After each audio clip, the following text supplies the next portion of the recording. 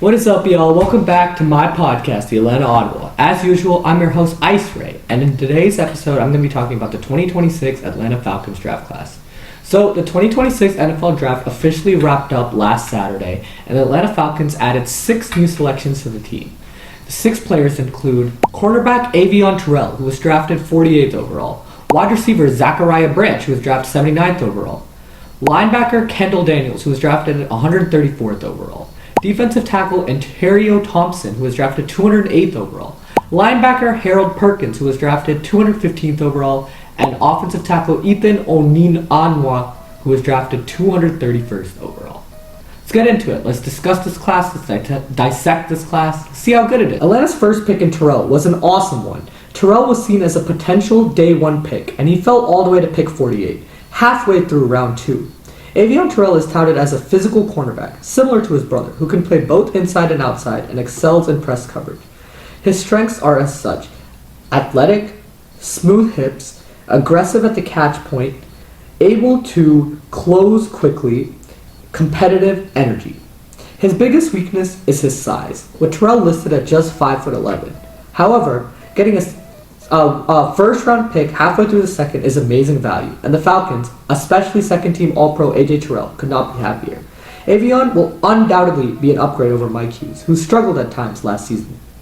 Per Pro Football Focus, Terrell is credited with giving up just 29 receptions on 51 targets last season, a 56.9% catch rate.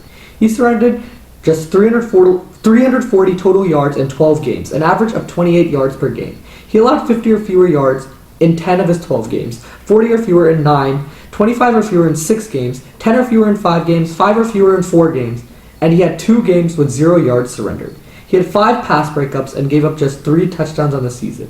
He will be a welcome addition to a secondary that struggled at times last season. The next player Atlanta got in Zachariah Branch is once again a steal. Branch was seen as a late day 1, early day 2 pick, and the Falcons got him in round 3. He was Mel Kiper Jr.'s 6th ranked wide receiver. He was the 11th receiver taken off the board. Branch's best asset is his speed, clocking in at a blazing 4.35 40 time. NFL.com scouting report touts his strengths as top-end speed to pull away and take the ball all the way to the house, passionate about the game with a strong work ethic, above average play strength in-game, and devastating against zone coverage. Best of all, he can help out in the return game, where Atlanta struggled mightily in 2025. His weaknesses are that he sometimes rushes through his routes, and he thrived as a pass catcher behind the line of scrimmage, which doesn't always translate well to the NFL, which has faster and smarter linebackers than the collegiate level. However, getting a round 2 receiver in round 3 is huge for the Falcons, especially with the guy of the speed of Branch, which is exactly what the receiving corps needs. With the loss of Darnell Mooney in the offseason, Branch adds much needed explosiveness to this team. Fox Sports' RJ Young compared Branch to Tyreek Hill with his speed and big play ability. Branch put up all career highs in his final season with Georgia, hauling in 81 receptions for 811 yards and 6 touchdowns. He will add a lot to this Falcons offense, and if Tua Tagovailoa is indeed Atlanta's starting quarterback, he's great at getting his receivers the ball in places where they can continue to create after the catch, something that Branch excels at. Kendall Daniels is an insurance pickup for the Falcons, with the loss of Caden Ellis in free agency. He's a speedy, athletic linebacker whose strongest asset is said to be his run defense, which is an area where the Falcons struggled a lot last season. Daniels finished his 5-year collegiate career with 293 total tackles, 31.5 tackles for losses, 7.5 sacks, 5 interceptions, and 16 passes defended. The great thing is that defensive coordinator Jeff Ulbrich is great at maximizing the talent of his linebackers. Divine Diablo had a breakout season under Ulbrich last season. He had 7 defended passes in 13 games with the Falcons after recording just 6 in his first 4 years with the Raiders.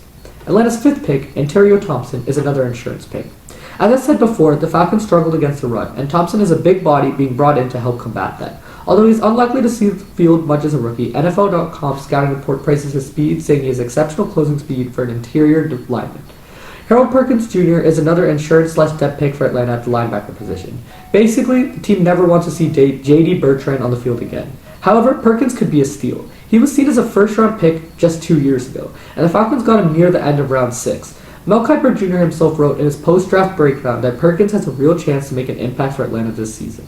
His scouting profile shows that he is great on blitzes, perfect to counteract the loss of Caden Ellis, and has great bursts in short spaces to shut down the run. He's also set to accelerate well to a contract.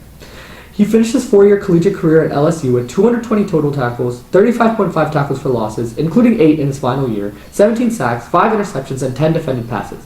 I expect him to contribute to the rotation this year, and Atlanta got 3 steals with their first 5 draft picks.